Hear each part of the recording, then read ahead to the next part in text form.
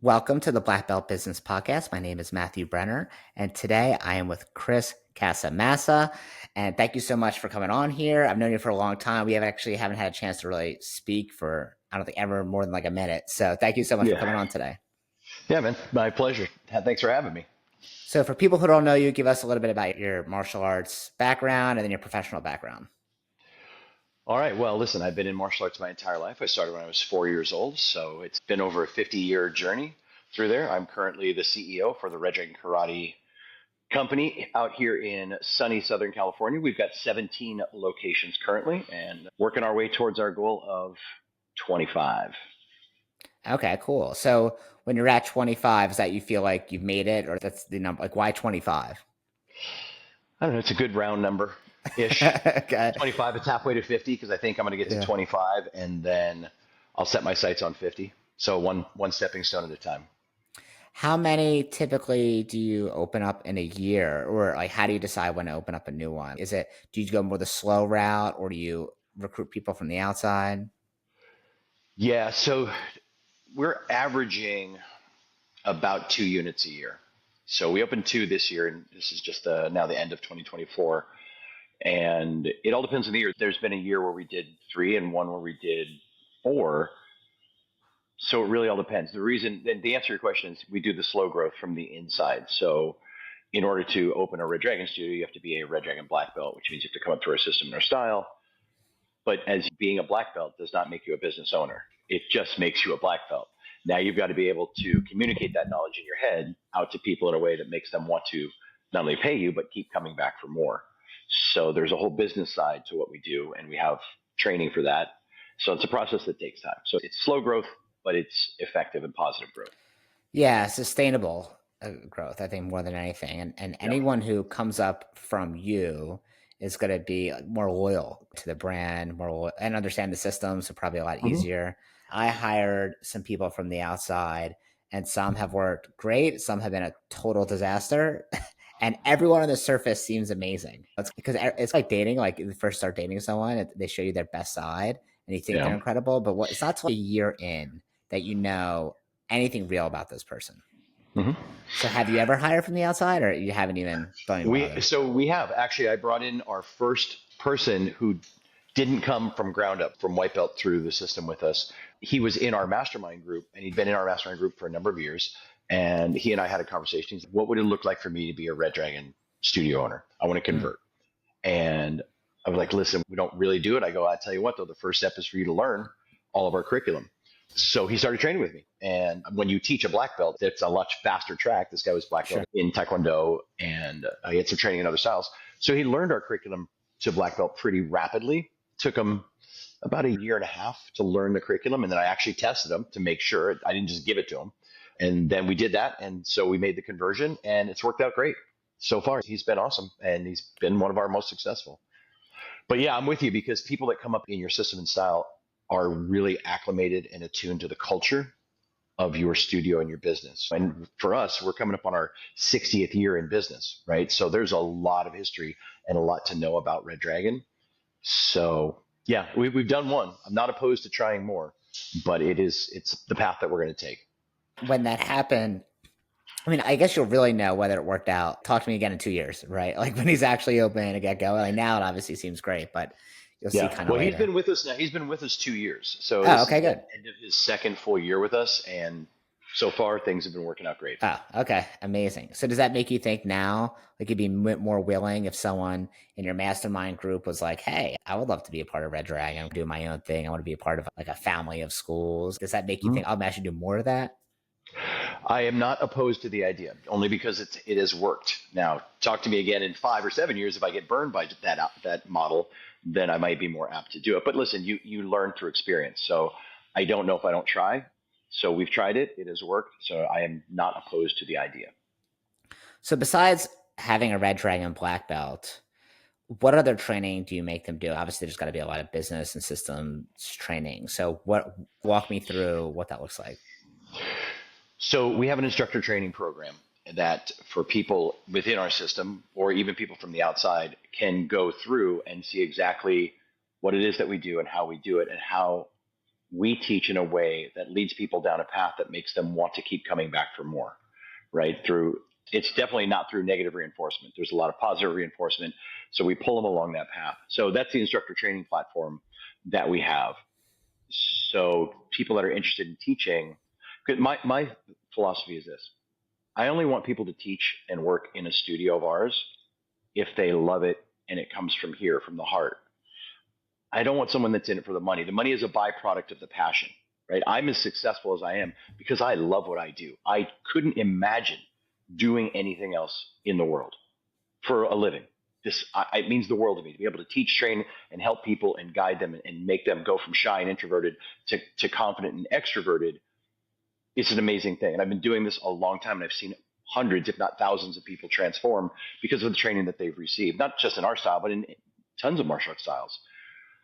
So when students are about halfway through our training, which for us is about blue belt, is the halfway point, they have an option to become an instructor, but they have to be certified and they go through our training program. So the cool news is when they make it to black belt, not only do they have the black belt skill knowledge as a student, they have the knowledge of how to communicate that to help other people learn and grow in the martial arts. Right. And So is it's that an easy, required? Is that okay? You it's got to go through required the if they want a instructor. job. It's required if they want a job. They are by no means required to be a black belt in Brazilian karate. They don't have to teach a day in their life. And this is a flip for us. Like back in the 80s and 70s, like when my dad, who founded our system, that was part of it. And personally, I never really agreed with that. I wanted people who wanted to do it, not because they had to, right? So if I sign up for training in martial arts and all of a sudden now I got to teach people, like there were people that had that mindset, like they didn't want to teach and they would quit because of it. So we made the flip. Gosh, it's been 30 years now, 35 years. So we made the flip where it was a want to, not a have to in our system. Okay, so let's say someone wants to. Is it different training for a kid versus an adult, or they go through the same process?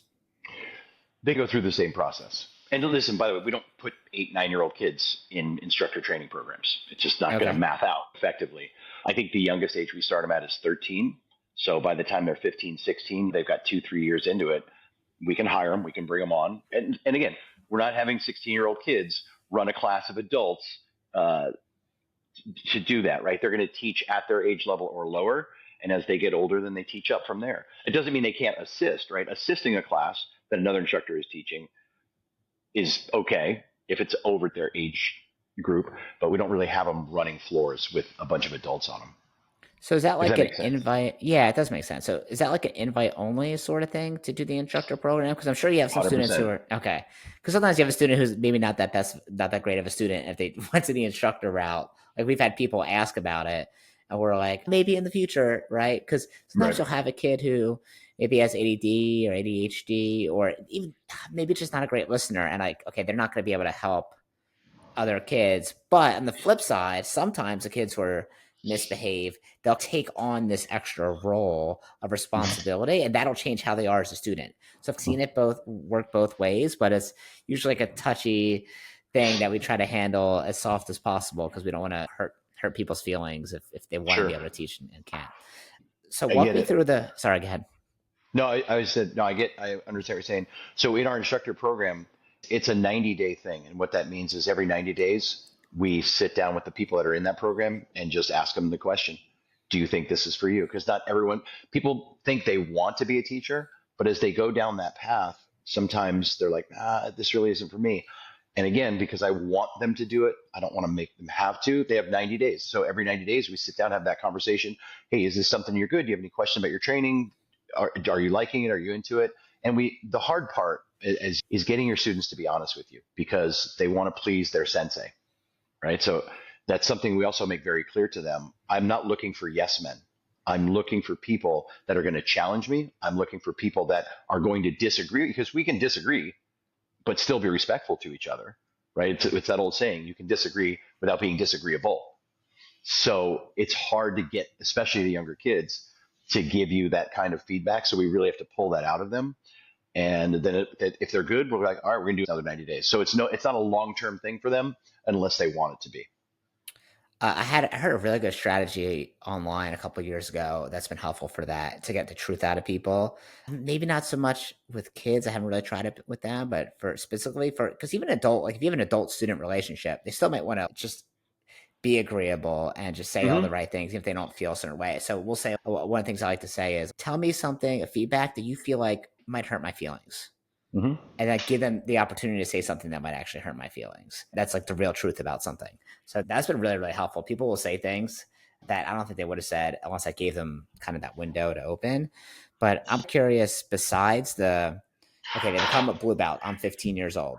Okay. Hmm. I want to join the instructor program. So what kind of training am I getting outside of regular class? Like what actually happens?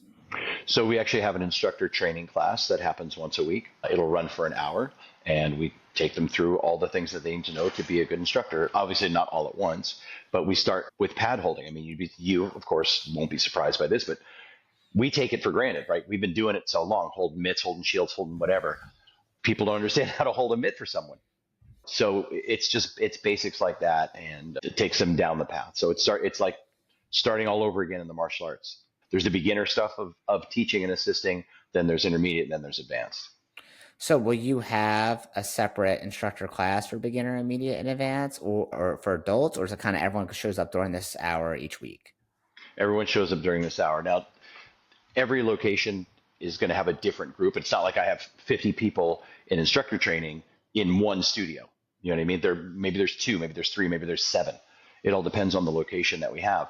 The cool thing is when we do instructor colleges. So 3 times a year for our company, we host an instructor college, and this is when the teachers and assistants from every location get together, and then either myself or Roland Osborne, will run them through a whole nother level of training that they wouldn't be getting at their regular studios. Right? So it's kind of a bonus for them 3 times a year. And the cool thing about that is everyone gets to come together, right? So they're sharing their experiences with each other. It brings our company together closer so that they know that they're not in this journey alone. And they're really fun and interactive. Yeah, I love when everyone can get together across our locations. We run our own certifications based on skill level. Mhm. So if you have one school, maybe this isn't as like helpful, but if you have a couple of them, so obviously all the ones do internal training, like you just talked about. And Mhm. then also we need something to mesh us all together. So we'll have trainings, we call them certifications, where they can certified in teaching a specific class. So Mhm. we'll have a 2 or 3 hour class about how to teach the ninja sharks, the real little 3 to 6 year olds, or Yeah. how to teach the adult class. Obviously, you have to be a specific age to teach that class, and all the different levels. And then after they do this big class with everyone together, then they have to follow up with a manual of, okay, here's how I need to certify over the next 6 months.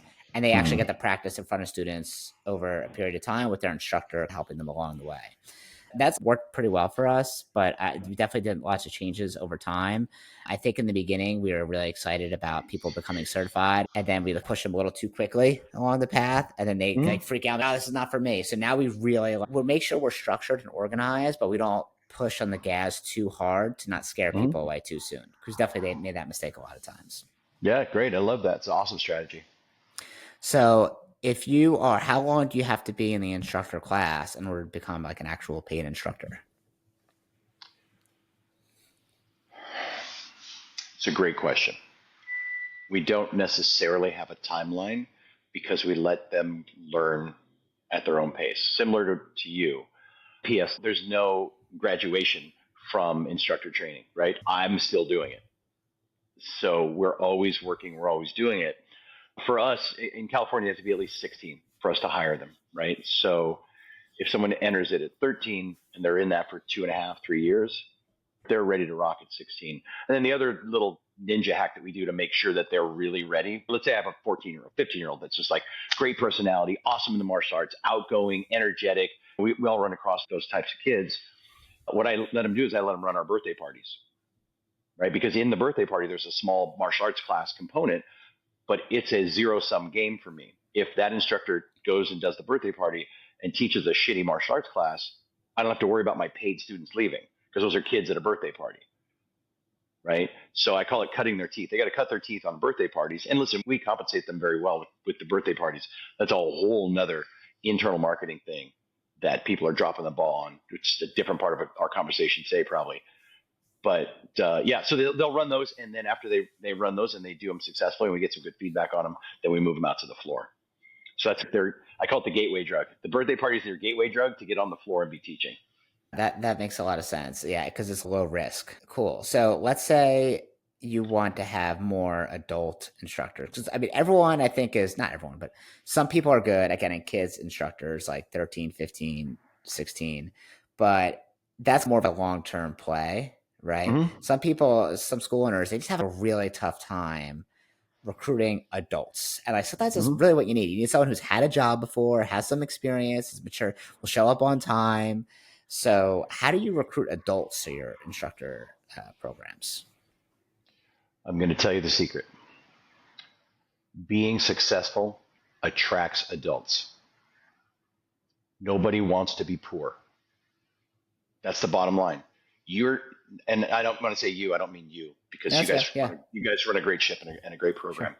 But I hear this a lot from martial arts school owners. I can't get adults in my program.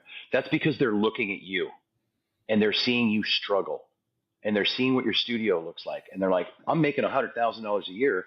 Why do I want to go work and do this? They're comparing. So the best secret I could ever tell a school owner is become more successful. Because the more successful you are, the more people will be like, hey, how's that guy?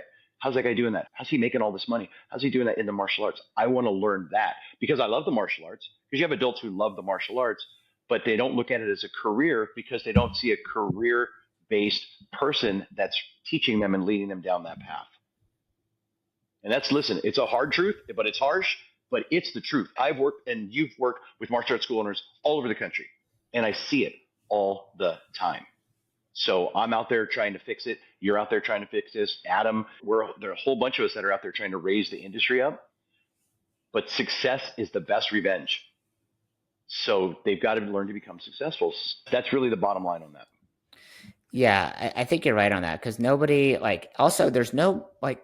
Besides, if you're a student in a martial arts school and you see your instructor, there's no other person in that student's life, whether a student's an adult or a kid, that they could look for as a mentor in martial arts that like makes a bunch of money, right? They Mm-hmm. don't have a cousin. Oh, this cousin runs a martial arts school that makes 300K a year or something. Like, no, like, oh, everyone in their family and their friends are probably have professional careers. It might be a contractor or a dentist or an attorney or whatever. Those people might make like great money, but the Mm-hmm. martial arts instructor, I think a lot of times tries to give everything and then never really sets an example of like how to live. By the way, I also feel being in like physical shape includes that, right? Where they want to look like you should be an example that way, right? You talk about discipline. I'm sure, I know you're laughing, but I'm sure we agree on this, right? Because you're obviously in great shape. You need to be the person that they want to be. So that way you recruit those types of people. And I think the area that I think we struggle with personally, like our schools, is that I was raised as well as my brother as okay, when you get money, don't tell people about it, right? Keep like stealth wealth sort of ideas. And like Mm-hmm. none of us really drive nice cars. I drive like a teenage girl starter car that I've had for the past 10 years, right? It's embarrassing when I pull up and I'm like, oh, every time I think, oh man, I just got a new car, I'm like, I'd rather get like another luxury watch because that'll hold value more, or I'll get another house or something. Mm-hmm. Right. So one of the things we try to do, I think we're not that great at, what we try to do is I show them, hey, like I know I didn't pull up to the school in Ashton Martin, but like my brother, let's say, it's like, okay, over a dozen commercial real estate properties, right? Or hey, I own 5 residential properties, right? One, Mm-hmm. two, three, and a commercial. So I think like showing people and not becoming desperate. Like whenever I have someone who's trying to recruit an adult instructor, I'm like, don't ask for help. You can't. It's you're trying to be desperate, asking for a date. Please go out with me. I really need someone to cuddle with me on the couch. No, if you come out of desperation, people aren't going to want to do it. It should be like whether this person does it or not, it's not going to affect my life whatsoever. And that way you don't come off as desperate and then they'll actually want to join with you. So I always say like when you go and recruit someone, you don't ask for help. You say, hey, I'm going to show you how to teach so you can build leadership skills and assist other people. Right. Mm-hmm. And I don't use the word help. People don't, most times don't even like want help. It's like when you're walking around the supermarket and they're like, can I help you with something? It's like, no, I'm good. Like, I got it. I'm an Right. adult. Right. So how do you go from, okay, they're in the instructor program and maybe they've been doing it for a year or two. They're really liking it.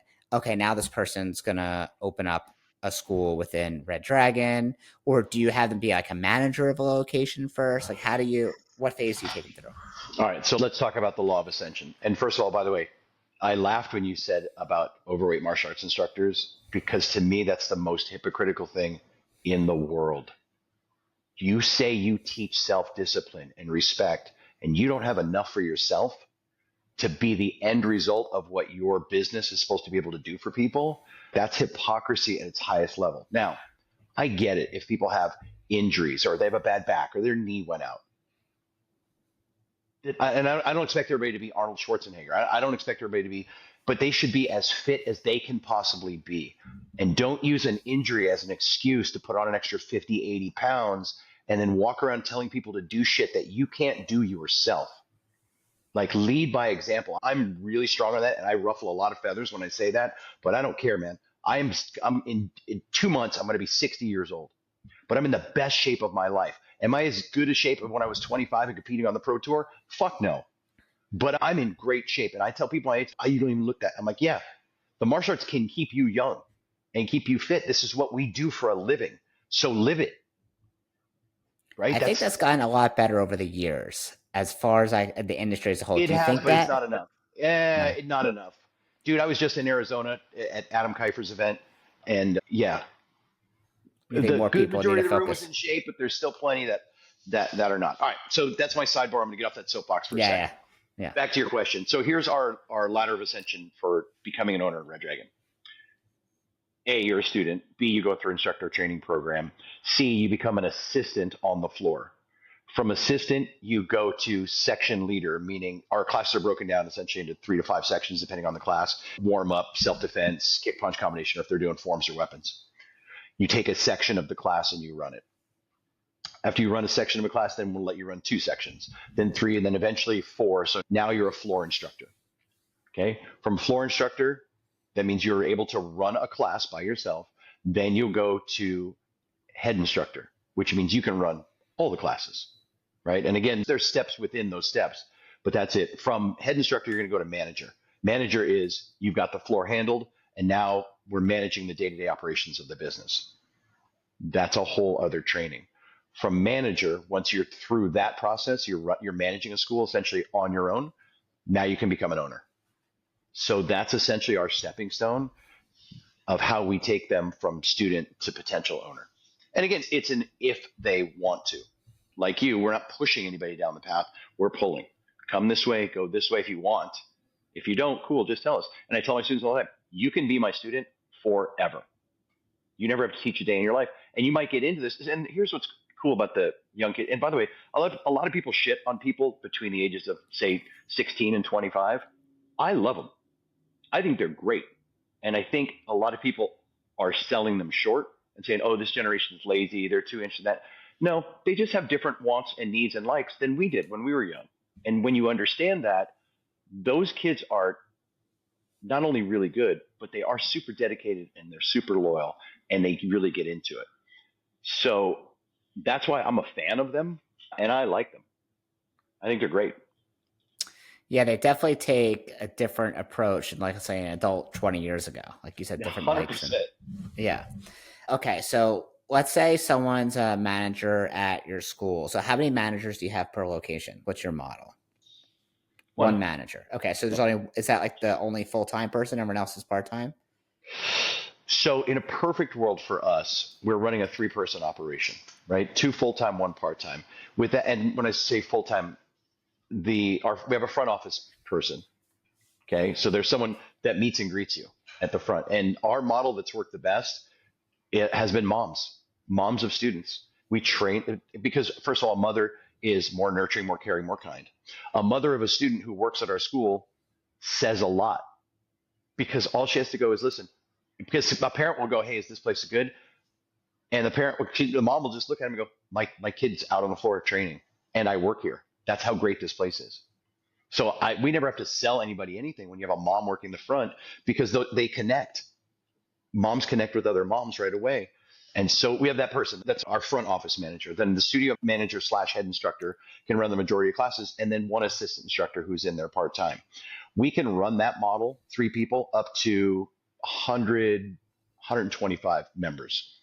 Once it gets beyond that, you need another instructor. You need more hands. Otherwise, people start to feel like numbers out on the floor. And we want to try and build that interpersonal relationship where they feel like part of the family. So you need more people.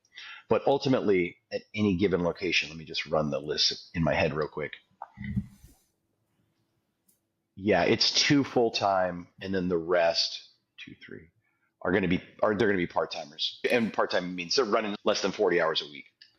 Yeah, and what I think you and I will understand, and not everyone who maybe only has one location will understand, is that if you have more than 3 locations, every school is going to be a different level in like the life cycle, right? And just like students in class, you're going to have some A students, you're going to have some B students, you're going to have some C students, right? Mm-hmm. And sometimes the A students just get a lot of attention because they're doing so great and a lot of high fives, and then the B students get missed over because they're not doing anything bad, they're not doing anything great, they're just like there. And then C students take up a lot of our attention and stress levels, right? So let's just talk about a typical school that's mature of like where you want it to be. So like how many students do you want at a typical, okay, there's a Red Dragon location. This one's maybe not the best, not the worst, but I'm like happy at this area. Like how many students do you want them to have? Like what revenue do you want them to be bringing in? Well, we set thresholds for them, right? So the first threshold we're setting is 100 members, right? Our average membership is just slightly north of $200, right? So that's going to put $20,000 to $25,000 a month in gross revenue, hitting that 100. Ultimately, I'm happy, and they're a lot happier when they're at 150. Okay, now, and just for clarity, anyone listening, not all of my locations are super successful. I have some that are underperforming in my eyes. I mean, the owner's happy. He's a single guy making 15, 18 grand a month, whatever. But in my eyes, they're underperforming, which means they have less than 100 members. And I have 2 locations I can think of right off the top of my head that have that. One's trying to get over 100. The other one's just happy where he's at. I got 87 students. I'm happy. Okay, cool. Good for you. Yep. Yeah, I mean, if that's you, that's cool. And we've got like Mohammed, he's well over 250 active members. So it runs the gamut. So 150 for me is the sweet spot. That way I know that owner's making a really good living. They can pay people a decent wage to work for them, and they can save money as well to buy a house or keep making their mortgage payment or get themselves a nice car if they want to. So I like 150. It's a solid 150 number. students. And then what revenue line do you want them to get at where you're like, okay, this is good? Just north of 30,000. Okay, so above 30K, you're like, I can breathe, Yep. they're fine. If they make any extra, great. It's on the rent too, right? Like California, hello.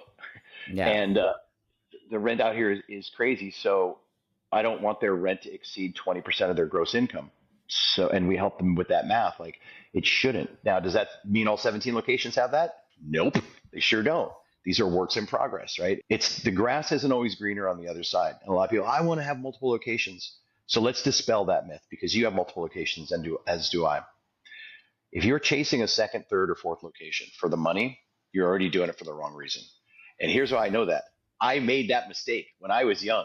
I had a super successful school. I had almost 200 active members. I go, you know what? I'm going to open another school and I'll have 400 members and I'm going to make twice as much money. And what I didn't realize was that I'm only human and I can't be in 2 places at the exact same time. And this was well before we had staff training, instructor training, manager. We didn't have any of that. It was all seat of your pants shit that we were doing. And because we've learned every lesson the hard way, as I'm sure you guys have as well. Yep. You make mistakes, you learn and evolve.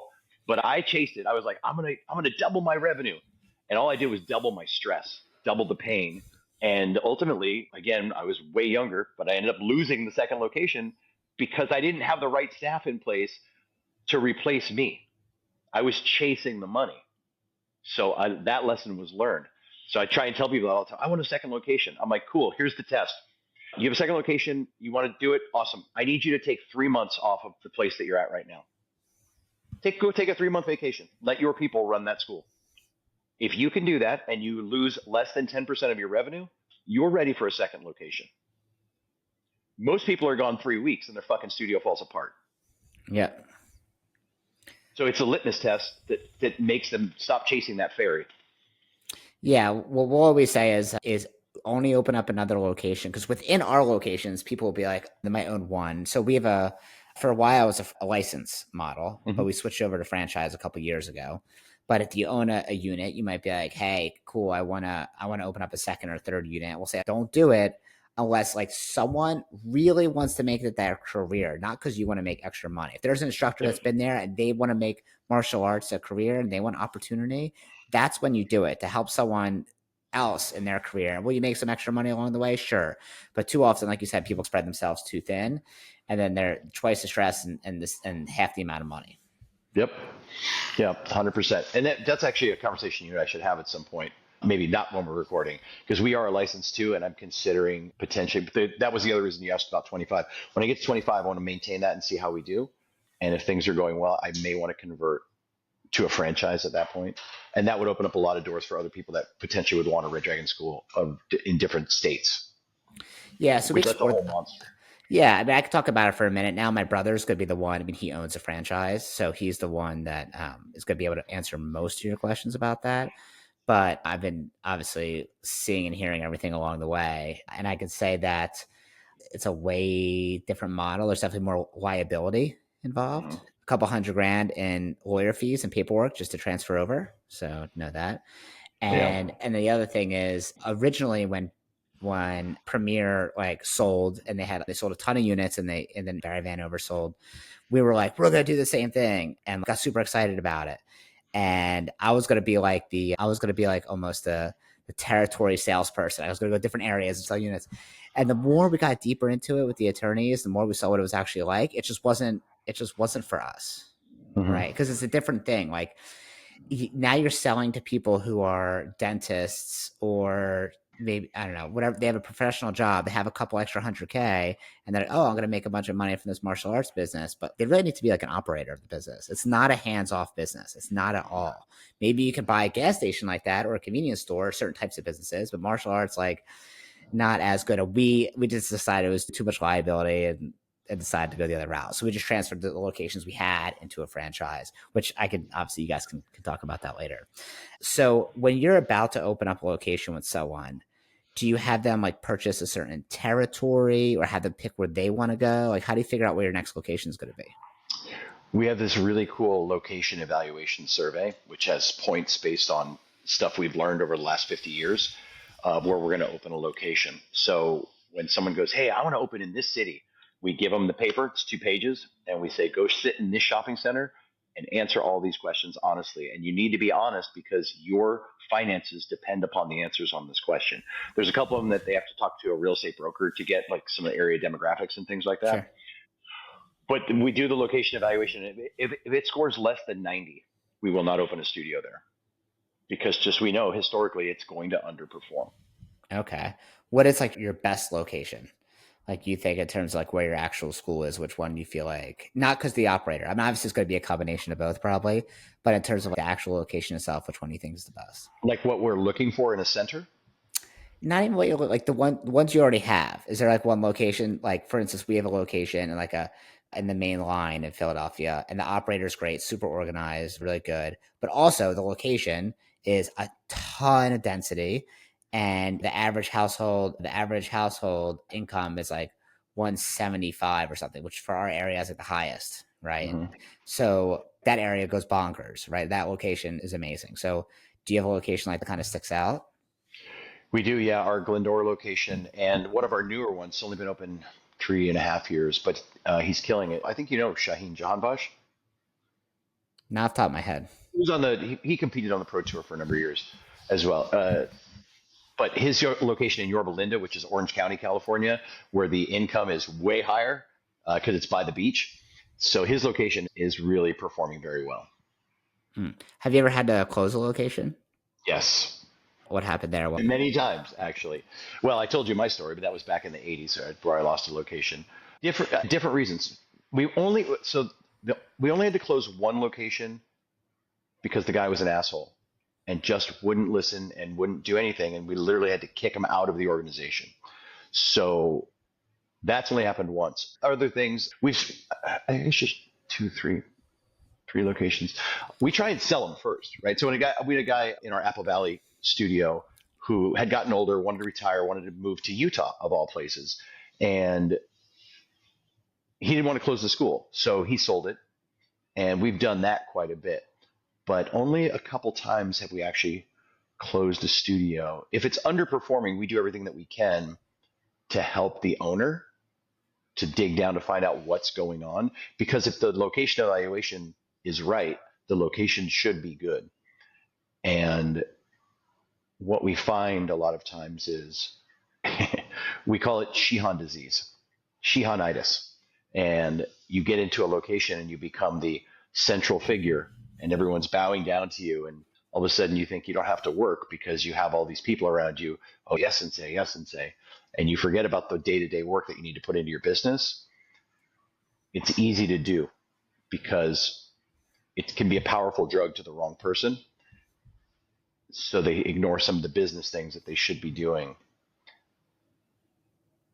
So we try and course correct that as much as we can. Yeah, we've definitely had the same situation. And honestly, sometimes it's okay, like the location you have, like the one you mentioned, that's maybe less than 100 students, and he's happy. He's because he Mm-hmm. has students and he's seen as like this respected figure.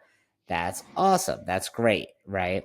If that's for him. But yeah, like I have a location that we had to do some like employee replacement because if it's not performing over the course of a couple of years and I'm not making any money from it, well, something's got to change. We had a location we closed, and my sister, she's like really bold, I would say. And she's, I'm going to have a location in Martha's Vineyard. And all of our schools are in Philadelphia and New Jersey. There's like a core and like fans Mm-hmm. out, but they're all within the driving range of like maybe an hour and a half of each other, 2 hours. And she's like, I'm going to open up in Martha's Vineyard. And she just like, went for it. And she tried it out for a year and a half, 2 years maybe. And then eventually like, it's just dwindled. I was like, hey, I can't deal with the stress anymore because she's flying back a million times, driving up. And I think sometimes when you think like you have one and oh, it's going to be amazing. Oh, this other one is a really great neighborhood. If it's too far away and you can't really manage it the way you want, then it's just on a matter of time before it sinks and fails. So how do you keep by the way, I'm like super proud of her for trying it because everyone told her not to. And she's just, screw it, I'm doing it. And I'm like, all right, cool. And she failed. I'm like, all right, you learned a lesson. No big deal. Right. Like, hell yeah, good for you. So how do you do quality control across your locations? What do you do to make sure people are teaching the same things or the right way? Great question. And the model that you guys have is the same model that we have. My dad, when he started opening multiple locations and having people open, wanted us to open close because back in those days, there was no digital advertising. There wasn't even the internet, right? And so you had to do things called yellow page advertising and Yeah. newspaper ads. And when the studios were close together, we could take over a market and every studio could contribute to the one ad. So rather than a guy going 50 miles away and having to do an ad there and another guy being 25 miles this way, my dad's model was every 3 miles we're going to open a school. So three, three, three. We created this umbrella uh, network, and we still use that model today. To your question, which I actually forgot, what was your question? How do you keep quality control across the Oh, locations? quality control. That's easy. Every Yeah. week we have a Red Dragon owners meeting, and every owner has to be at that meeting. And I'm in our corporate office right now where we do the meetings. So we have a hour to hour and a half martial arts workout This where in myself. person. This is in person. This is live. Yeah, yeah. It doesn't matter. Even our guy, we have a guy in a town called Visalia, which is a 3.5 hour drive, and it's a satellite location that we're testing out, and it's working. He drives down. I don't make him drive down every week, but twice a month he has to come down live. Otherwise, I'll do exactly what we're doing now, just zoom him in for the business part. But we do an hour to an hour and a half martial arts workout where myself and one of my dad's original guys will take everyone through their paces. We go over curriculum, we go over kicks, punches, blocks, forms, weapons, and every once in a while we're tweaking some of the forms and weapons to make them better because we believe in evolving over time. So we do that, and then we come into this room where I'm at right now, and we have a business meeting, which goes another hour, hour and a half, and that's where we talk about all the business of Red Dragon. On the first of every month, it's stats day. So everybody gets their dashboard out. We take a look. What did you do for the month? How many in? How many out? What was your gross revenue? What events do you have going on for this month? What's going on for next month? What announcements are you going to be making? So, for lack of a better phrase, we have made running and operating a successful location almost idiot proof. There's nothing that we hide, no stone left unturned, and we give them all the done for them marketing that they need, the ads, the emails, the social media things. So really for them it's copy paste deploy. Mm. So So do you that's how have we do it. We do it every week. And it's 3-1. Just for clarity, we do 3 weeks on, 1 week off because I need a break from them and I know they need a break from me. So we give them one week off each month from the meeting. so The only thing that I think would be a problem with that is people, they might come to you and learn the curriculum, be awesome, but you don't know what's actually happening in their school, right? So do you, because sometimes I'm sure it's happened to you, like you tell someone to do something, you go watch what's happening, and you're like, this is not what it's supposed to be, right? You can't have every school doing the exact same thing, 17 locations. It's just not realistic. So, as much as we love it to be. So, Yeah. what, like, how do you visit the school a certain amount of times? Do you look at a camera or something? What do you, besides the meetings, what else do you do? I definitely don't look at a camera. I have no interest in having 17 televisions and cameras all over the place doing that. Yeah, And here's the truth on that. If I can't trust them to do the right thing, I can't have them in my company. And so I am now. Does that mean they don't have cameras? Of course, they all have cameras in their studio. It's California, man, where everybody sues everybody. So there's cameras everywhere. But yeah, I got to trust them to do the right thing. I know, and this might sound weird to some people. I know if they're doing something right or wrong based on two factors. One, how they perform out on our floor with me and my other guy, Mike Jablonski. Two, their numbers. Numbers don't lie. People lie all the time, but numbers don't.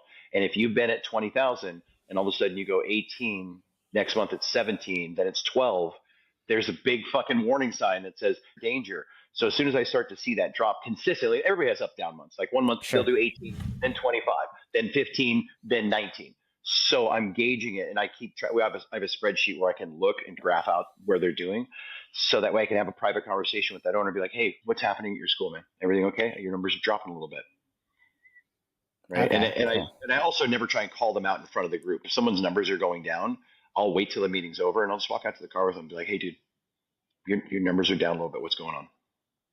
Do you have a one central spreadsheet that kind of shows, like, if I was in your Glendale location and I wanted to see a different location, could I see their stats, or is it just you go over at the meeting and people can hear it, but they necessarily can't check it later? Like how do you handle that?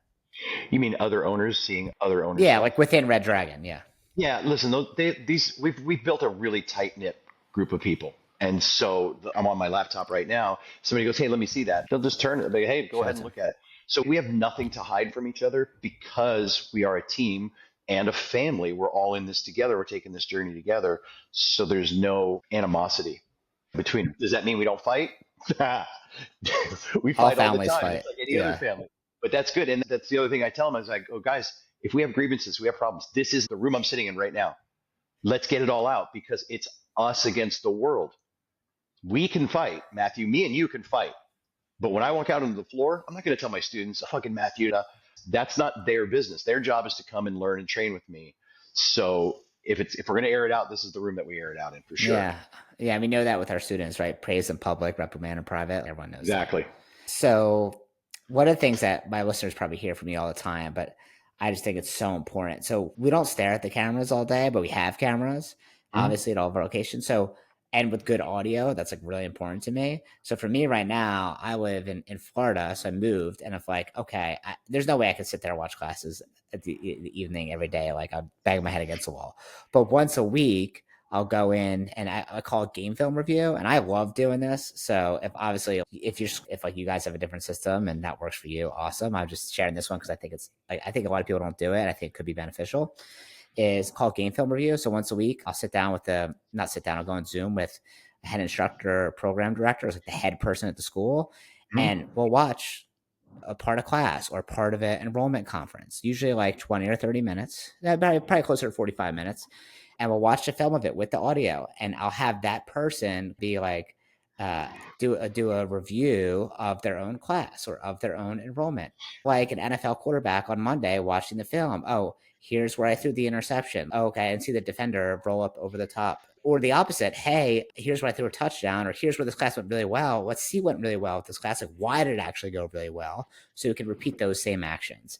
And instead of me ripping them apart, like I have them be like self-critical, and that way, and just even if I don't say much, even if they say most of the things, having someone watch what they actually do, because we all have an idea of what's happening in class, but unless you see a film, like I'll be like, oh, did you notice that kid spinning and like their parent sitting like this for the last 10 minutes? No, I didn't in the moment because there's 19 kids in class and it was a crazy class, which is cool. You can't possibly see everything in the moment, right? Like as Mm-hmm. much as we want to have really good map vision.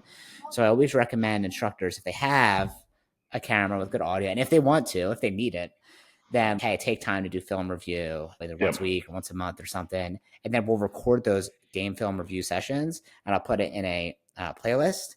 And then if there's something specific that was like, hey, this was really good, then I'll send it out to everyone. Or if we have a new instructor training, I'm like, hey, check out this game film review so you can see like how we broke it down. And like for a professional martial artist, we got to be like a professional athlete and watch our film. So that's my soapbox for the day. I For like it. people I who think like it's it. cool. Good for you guys, man. That's cool. Yeah. So before we wrap up, I'm just curious because you've worn a lot of different hats. Like you have acting, you Hmm. have your mastermind, you have obviously your martial arts schools. When you think of your identity, like what's the first thing that comes up? Do you think of yourself as an entrepreneur, a martial artist, an actor, a teacher? Like what comes up first? Entrepreneur. All day, every day. That's the thing because that encompasses all the things that I do, right? So yeah, I'm still doing movies and TV shows. I'm running martial arts studios. I'm helping 17 owners become better and more successful at their thing. I've got 20 people in my mastermind that I'm helping with them. I also write books. I've written 3 books on bully prevention for kids. They've all been bestsellers. And I'm traveling the country doing these bully prevention seminars at public schools, private schools, martial arts schools, anywhere I can get in. I'm trying to help 1 million kids go through this bully prevention course. I speak at martial arts events and at business events to help because listen, business is business. And some of the business stuff that we do in the martial arts plays out in any business, in any industry. Mm-hmm. So I'm doing a lot more of that. So I'm definitely never bored. Good. Okay, next one. If you had to recommend like one book that made the biggest impact in your career that you think everyone should read, what would it be? Never Lose a Customer Again by Joey Coleman. Love that book. Yeah. Love that book. Okay, and then one more question. If you had to be either a year stuck in the Sahara Desert or a year stuck in Antarctica, where would you rather be? If I'm in Antarctica, do I have my snowboard? I would say it's not a recreational trip, it's like a survival trip. So no. Okay. I would rather be hot than cold, so I'll take the Sahara. Sahara. Okay, cool. Well, thank you so much for coming on today. If someone wants to reach out to you, maybe they're interested in the mastermind or maybe getting involved in Red Dragon, or they just want to pick your brain about something, how do they find you? I am literally the easiest guy in the world to find on social media. I'm on all the platforms: Facebook, Instagram, TikTok, Snapchat. You can find me there. You can DM me, send me a message. It's simple. You can go to my website, which is my name. Good luck spelling it, but it's chriscasamassa.com. So you Can can you spell it contact me real from quick there. for people that are maybe listening and not watching on video or something? Sure. Chris is traditional, Chris. Last name Casamassa. It's a good Italian name. All right. Well, thank you very much for being here and for giving us insight into your schools. Thank you. Yeah, man. Thanks for having me. Appreciate it.